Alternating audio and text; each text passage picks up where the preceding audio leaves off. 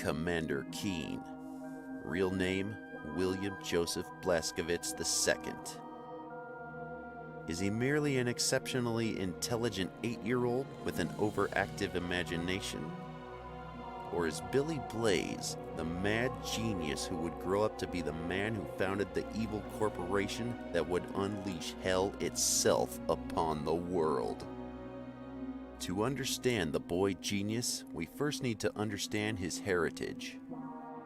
William Joseph Blaskovich was born on August 15, 1911 to Polish immigrants. Blaskovich was a top spy for the Allied forces, receiving the Congressional Medal of Honor and other accolades for heroism. BJ, as he was called by his friends, married after World War II at age 40 to Julia Marie Peterson. Their son, Arthur Kenneth Blaskovich, became a television talk show personality in Milwaukee. For showbiz purposes, Arthur changed his last name to Blaze. Arthur later married Susan Elizabeth McMichaels. They had one son, which they named after Arthur's father, William Joseph Blaskovich II, or as he signs his grade school homework, B. Blaze. Clearly, young Billy had heroic roots, but there's more to it than that. Billy Blaze had an IQ of 314, a true genius, and a prolific inventor.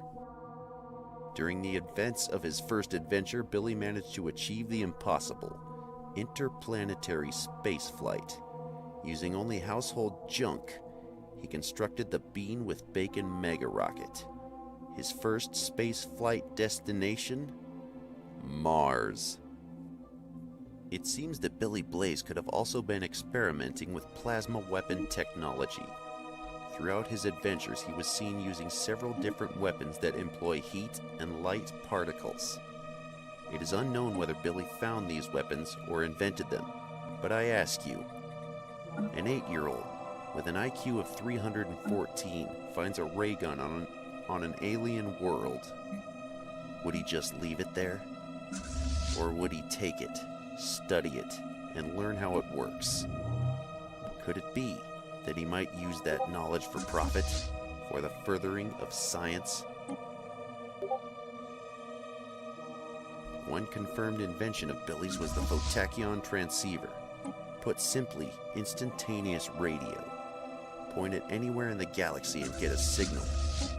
Could this technology have been developed and refined as Billy grew into an adult? Perhaps refined into some kind of portal technology? William Joseph Blaskovich II was once an 8-year-old boy. But boys grow into men, and men must leave their mark on this world. Could it be that Billy Blaze developed his spaceflight technology into a huge company? Could this be the genius mind behind the Union Aerospace Corporation?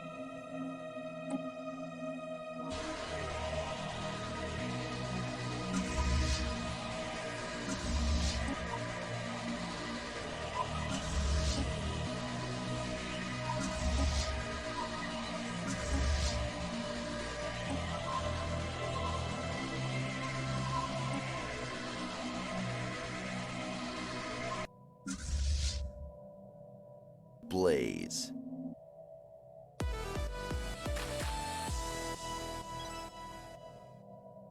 B-Stars! That's right.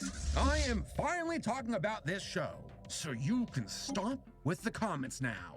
So many comments. Oh, God. I first heard about B-Stars back in 2019 from some friends of mine. They were like, "Oh, Saber, you're gonna love this one." To which I was like, what does that mean? You can be rough. I can handle it. Oh, gotcha. I guess I got a theme going on with this channel of mine, and I only have myself to blame. Help me. So yeah, I finally got the chance to watch B-Stars on Netflix back in March, and I loved it. I really loved it. So much so that I'm not proud to admit it. I read the manga. Seriously though, I was hooked. The characters are engaging, the world building is fantastic, and the overall story is a commentary about human ideologies and culture, but seen through the lens of an anthropomorphic society. To see them process different themes in their world, such as racism, sexism, classism, all the isms. But Beastars does this from the perspective of a society that is divided between herbivores and carnivores. And that puts a spin on things. I mean, how can a civilization function where there's one group of sentient people who live in constant fear that they might be eaten in cold blood by the other? What are the social ramifications of that setting? How would it impact their culture, their behavior, their beliefs? These are all questions that Beastars wants to analyze and explore in its narrative. Now, many folks who watch Beastars are reminded of another anthropomorphic story that somewhat did the same thing, Zootopia. It too wanted to examine the world of sentient predators and prey who coexist in a modern society and explore the ups and the downs of it all. That it's not perfect, that there are social problems, and discrimination is a very real thing. Bunnies are small and weak, so they can't be good cops. Foxes are underhanded and can't be trusted.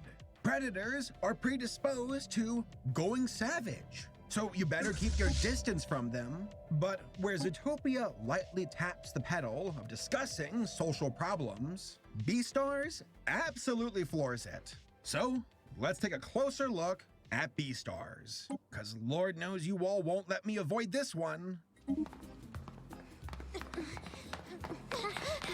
What do you want from me? So, who is responsible for Beastars? Well, that would be Peru Edagaki, who is a very interesting individual, to say the least. Not much is known about her, but she prefers it that way. Peru very much so values her privacy, so I'm gonna respect that and keep things short. The main thing that is worth pointing out is that she's the daughter of Kasuke Edagaki, the artist who created Grappler Baki, which is a very popular martial arts manga. Now, Peru would go on to both write and illustrate Beastars, and it was first released via manga on September 8th, 2016, and has been running ever since. As of right now, it is up to chapter 175 and has around 18 volumes in total. Eventually, an anime adaptation was announced, 12 episodes for its first season, and it would be done by a studio called Orange. This was an interesting choice, since this studio specializes in 3D CG animation, something that's still a bit of a taboo subject when it comes to anime. We'll talk more about the animation of Beastars later in the video.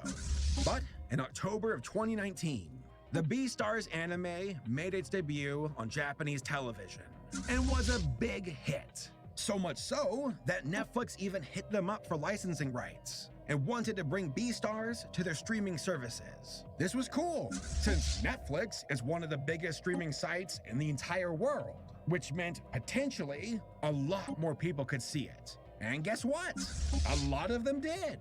I remember hearing about Beastars leading up to the March release on Netflix, and how excited folks were for it. There was good buzz, strong hype, and a very catchy intro that basically sold me on the entire series. It's in stop motion. How cool is that? All right, so before I get into the meat of the matter, get it? Get it? Get it? All right, I get it! I'm gonna give a quick synopsis about Beastars. You know, the show, the characters, all that good stuff. And don't worry, no spoilers. Well, for now. I'll give you all a heads up whenever we get to that part. Oh, and for the record, I am focusing on the Netflix dub for Beastars.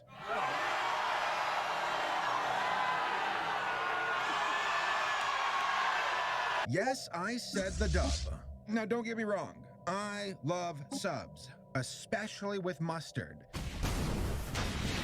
Welcome to the world of Beastars. It's a lot like modern Japan, Except instead of humans, you have anthropomorphic animals, such as lions, tigers, bears, That's enough. Now, most of the characters resemble a human in shape, but there are some differences. Their heads, their skin, some have tails, some have claws and beaks and snouts. So these animal characters take the physical shape of a human, but that's about it. The rest of the design of that character is focused on the animal that they are. It's different compared to Zootopia, where its characters are more animal-like. Judy looks much more like a bunny compared to Haru, who, let's be real here, looks like an alchemy experiment gone wrong. Or oh so terribly right. Now, the main story takes place at Cherryton Academy, a prestigious school that teaches both carnivores and herbivores. Our main character is a gray wolf named Legoshi. He's intimidating, he's huge, he's very shy, and quite unsure of himself. Other students are scared of him and stay out of his way, though you can tell that Legoshi is bothered by that and would prefer to be judged by the content of his character and not the way that he looks. Legoshi is part of a drama club where we meet another important character, Louis the Red Deer. He's popular, he's talented, he walks with purpose and inspires everyone around him to do their best. But deep down inside, the guy is completely messed up and has a lot of inner demons. He resents carnivores. He's frustrated with being a herbivore. He doesn't want to be powerless in a world where a carnivore could just eat him on the spot if they chose to. Go ahead, Legoshi. Bite me! You know what? I should probably explain that. The biggest element in Beastars, to me, is that this is a world where carnivores instinctually have the urge to kill and eat herbivores. That this desire is within every single carnivore, and it's not unheard of for herbivores to be murdered by them. It's not like Zootopia, where the carnivores have full control over their senses. Whenever those carnivores lost control, it was due to a chemical reaction. But here in Beastars, this is entirely on them and their instincts. Instincts that just don't go away and are incredibly difficult to control. Hey, old man, it's 70,000 for that finger, right? If I pay for it, that means it's mine to eat?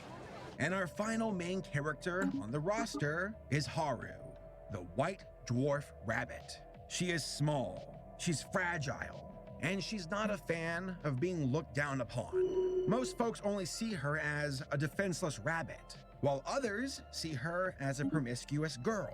Regardless of both angles, Haru's not highly thought of amongst her peers, and that bothers her. Maybe you would just rather move out then. This is ridiculous. So yeah, these three here are the main characters. Though I would say that Legoshi is like the main character, especially as the manga proceeds forward. There's also a bunch of interesting side characters, such as Bill the Tiger, Jack the Labrador, and Juno the Wolf. Now, the show starts off with a mysterious murder of a herbivore student from the drama club. And that really sets the tone for the rest of the show. That this is a world where there's a tenuous relationship between herbivores and carnivores. And it's a huge reason why there's so much division and discrimination in this society. Again, I don't want to get carried away with the story, because there's a lot of spoilers. And again, I am not going to mention any specific details from the manga. All I will say is that both the anime and the manga do a good job at moving things along. This is a story about the characters and how they interact in the world that they live in. The ups, the downs, how it bothers our characters, and how it challenges them and how they act and what they believe in. All in all, a great show across the board, and it makes me want to know more about this world.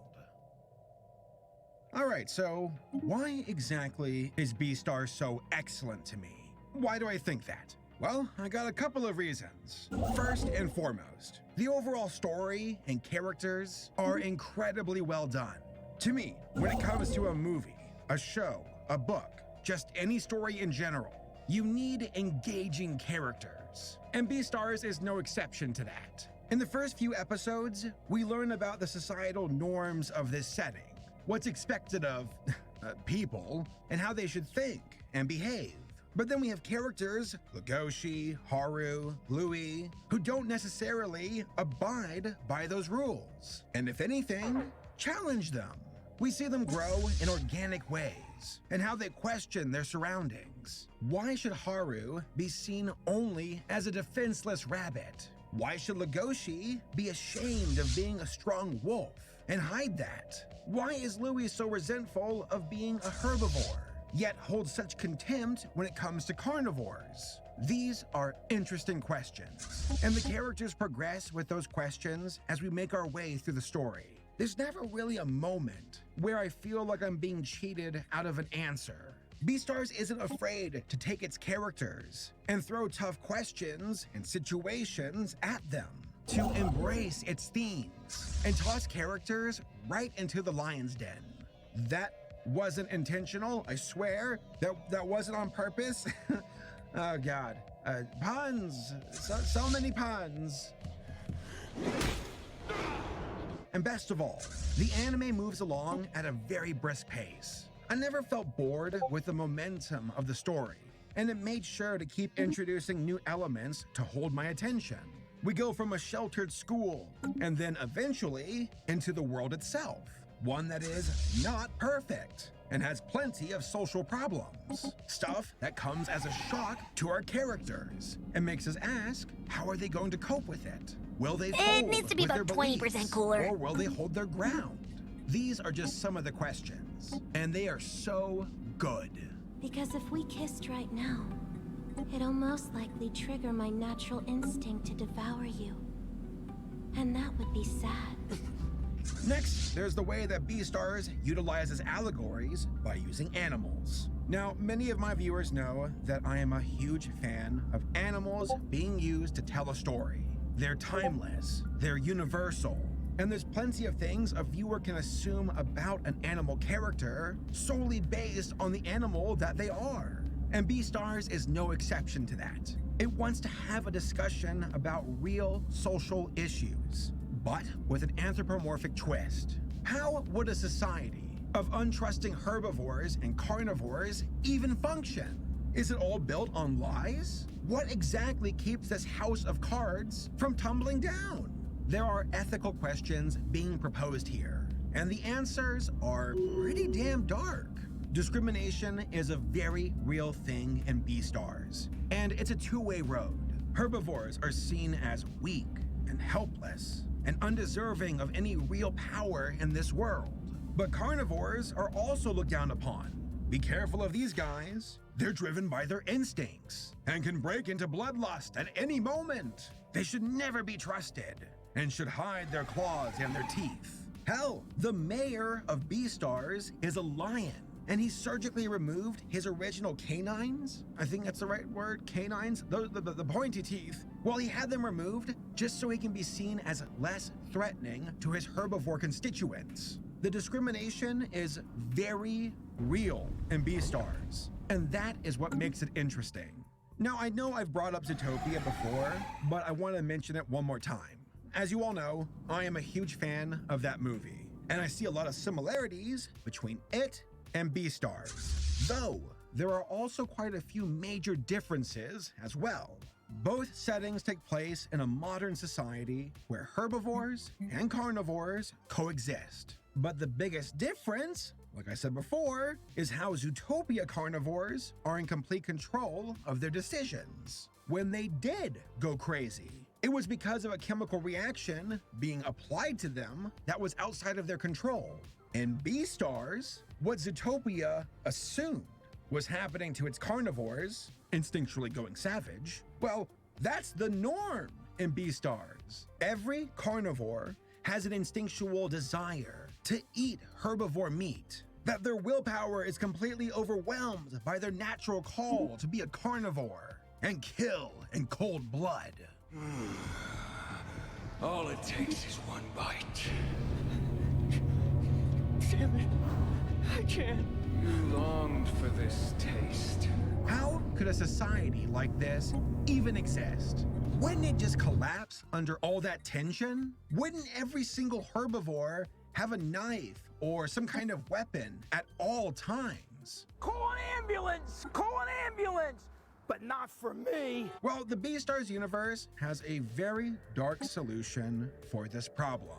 Be warned, we are now heading into spoiler territory.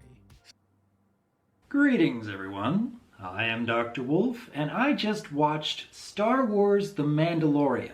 It's a series that's available on Disney Plus, although only the first episode is available right now. But from the teaser trailers I was watching in the months leading up to this, I was intrigued. The set design looked quite intricate, and the idea of a smaller Star Wars story, that kind of appealed to me. I haven't had that much excitement over the previous Star Wars films that have come out over the past few years, so I thought that, well, maybe a TV series might be enough to get me interested again. Because, yeah, I grew up loving Star Wars. And having a series based off of a bounty hunter, again, interesting idea.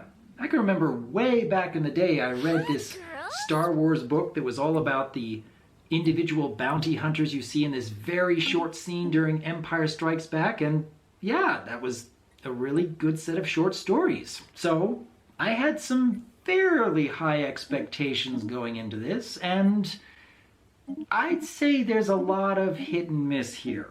Like I mentioned before, the set design is fantastic. It's intriguing. They put a lot of work into this. The worlds that they're creating, these environments, yeah, it's more than enough to get me to want to see more. The characters, not quite enough to really grab me just yet. This main Mandalorian character, at times, well, that is something that's quite different from most everything else I've seen from Star Wars before. And some of what he does to go about his work, yeah, that's setting up a lot of potential. I mean, he was giving off little hints about his personality and motivations in that, well, he doesn't want to have anything to do with Imperial credits, or he doesn't want to have anything to do with droids. Yeah, it could set up story possibilities. And yet at other moments, they're putting in hints of a flashback, and yeah, I was getting the sense that, okay, I've definitely seen this kind of story many times before. I'm hoping they're going to do something different. And as the story went along, it felt more and more like some high school fan fiction. Far from all of the story, but parts of it here and there. Like, for example, he lands on this desert planet because he's seeking this high-level bounty, and this native of the planet apparently tells him, well, if you want to reach this bounty, you're going to have to learn how to tame this creature in order to ride it to this environment, because that's the only way you'll get there. And I'm like, okay. So they spend a few minutes watching this Mandalorian with this creature who he had tried to burn with fire only minutes before, trying to tame it in order to ride it. And all the while I'm thinking, this feels like it should belong in a different story. I mean, it kind of comes out of nowhere. And minutes later, okay, they rode these creatures out in the middle of this rocky face, and I'm still questioning, why did they need to do this? Why was this necessary? And yeah, there are several parts of the story where I kind of wish they slowed things down and explored these environments and these motivations a little bit more. And at the same time, I kind of wish they didn't give so much information all at once about this Mandalorian's backstory and his people and what he's trying to achieve. So again, it's kind of hit and miss. I wasn't sure if I could really give my recommendation on this until the ending. Those last couple minutes. I'm not going to give away what happens, but when I watched this, I was like, wow, that's actually a really good plot hook. Okay, maybe that's why they were kind of rushing through certain story elements. Maybe that's why it didn't feel like it could slow down and breathe. I still have to question some of the motivations and some story elements that really do feel like high school fan fiction, but at the same time, that last plot hook, that's enough to get me to want to watch the second episode whenever they release that. So, overall, yeah, I think I did enjoy it. I kind of had to shut off my brain at parts, which is difficult for me to do when I'm watching something new. I'm still trying to analyze every little thing. But if I'm not thinking too hard about it and just enjoying Star Wars for being Star Wars, I haven't felt this good about a Star Wars anything in quite a while. I think it was the last third of Rogue One where I really felt excited for something Star Wars related again. All the other more recent movies, I've never really gotten that feeling. But parts of The Mandalorian are stirring up that excitement again. I used to love Star Wars throughout the 80s and 90s. And I hope to really enjoy Star Wars again. We'll see what happens in the future of this series. But in the meantime, this is just first impressions. I've only seen one episode. That's hardly enough to really give a deep dive on whether this show is going to be worthwhile. But it is enough that I am intrigued to see more.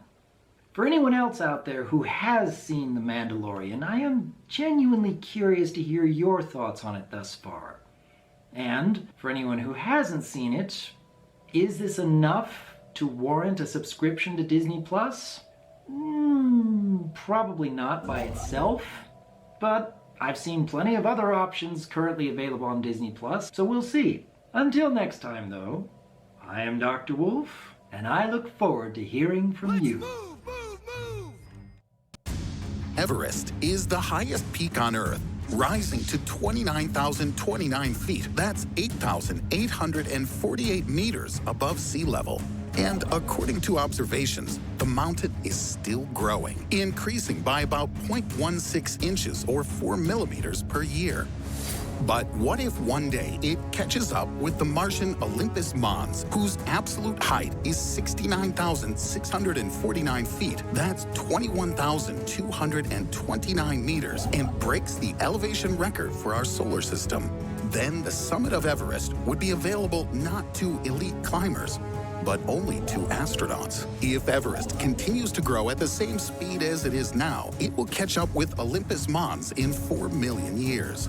Can a mountain grow for so long, or does this growth have limits? Despite its permanent appearance, the surface of our planet is very mobile. It's constantly changing, invisible to the eye, thanks to the movement of lithospheric plates into which the Earth's crust is divided. 7 main plates and 152 smaller fragments. This mechanism also leads to the formation of mountains. When 2 plates collide, the impact force causes the rocks at the point of contact to compress, thicken, and move upward like a carpet pressed against a wall.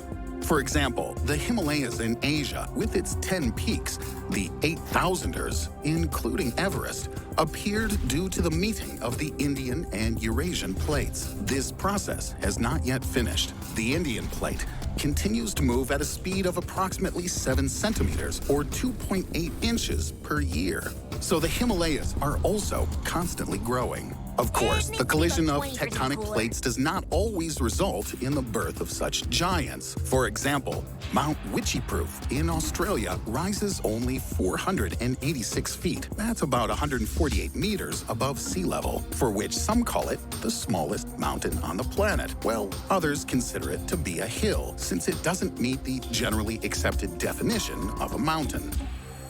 But the formation of these landforms is not only caused by tectonic forces. There's another geological phenomenon that leads to the birth of mountains: volcanoes.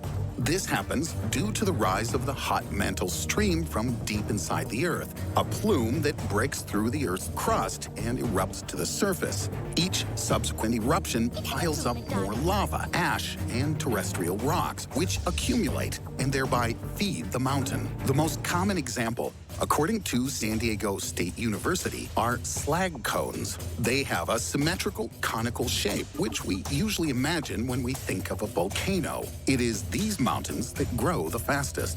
They can form in a few months or years, but their average height is only about 300 feet or 91 meters, and the maximum does not exceed 1,200 feet or 366 meters. Unlike fast-growing small volcanoes, stratovolcanoes and shield volcanoes grow more slowly. The most spectacular shows are stratovolcanoes. They rise an average of 8,000 feet or 2.5 kilometers and can erupt with great force. A vivid illustration, Vesuvius, having wiped 3 cities from the face of the earth in a day, including the notorious Pompeii and several villages. Huge, gentle shield volcanoes are less dramatic. Their eruptions are more reminiscent of the fluid flowing along the edges of the container than the soda exploding from the bottle that you shook and opened, as in the case of stratovolcanoes. Shield volcanoes grow, slowly flowing with lava, thin layers of which are layered on top of one another. Their wide base is several miles in diameter, and their steep slopes are crowned by a relatively flat peak. But why don't mountains grow to infinity? For one reason, due to the collision of the plates. For another, due to the slow and incremental growth due to eruptions. If this weren't so, then pilots would have to maneuver between them as if in a stone maze. Is it possible? No, scientists say. The fact is that along with the formation of mountains, there are also the great levelers, reasons that limit their height. Otherwise, for example, the Ural Mountains, which are more than 10 times older than the Himalayas, should be much taller and not 4.5 times lower than the Himalayas.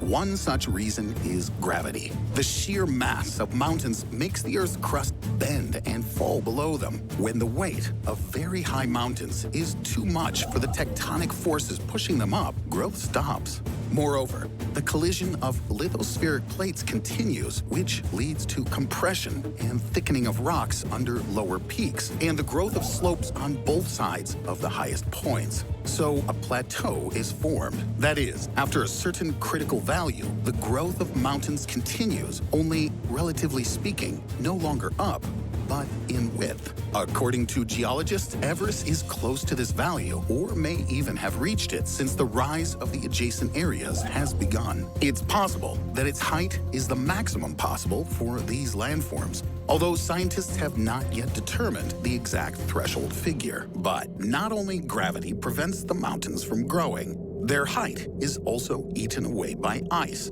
According to the observations of researchers, as soon as the peak reaches a certain height, glaciers appear on it, eroding the top, although this applies only to warmer climates, since in colder climates, it's the other way around. It's noted that mountains all over the world rise above the local snowline by no more than 0.93 miles, or about 1.5 kilometers. Therefore, according to this theory, the rate of glacial erosion is higher than the growth rate of the mountains. However, the growth rate of volcanoes, scientists say, can overtake glacial erosion, but their height can be affected by the loss of a source of magma. If the tectonic plate moves, the direct supply of magma is disturbed, and with it, the number of eruptions is reduced. Such a problem does not arise, for example, on Mars, where the crust does not move. Their own eruptions are dangerous for the size of volcanoes. For example, after the eruption of the stratovolcano Mount St. Helens in Washington state in 1980, winds carried 520 million tons of ash east across the United States during the day, which caused complete darkness in the city of Spokane,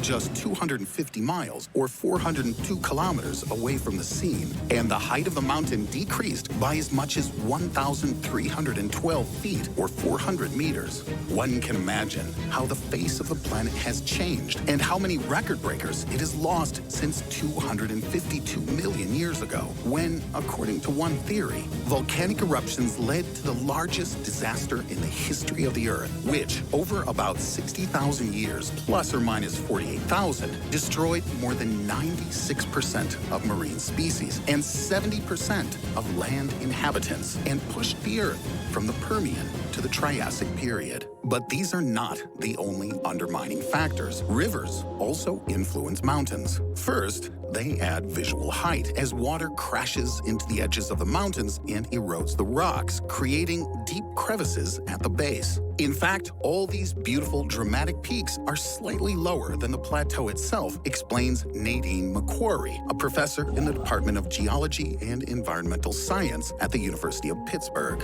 But as rivers erode the rocks, their channels can become too steep. This, in turn, provokes landslides that carry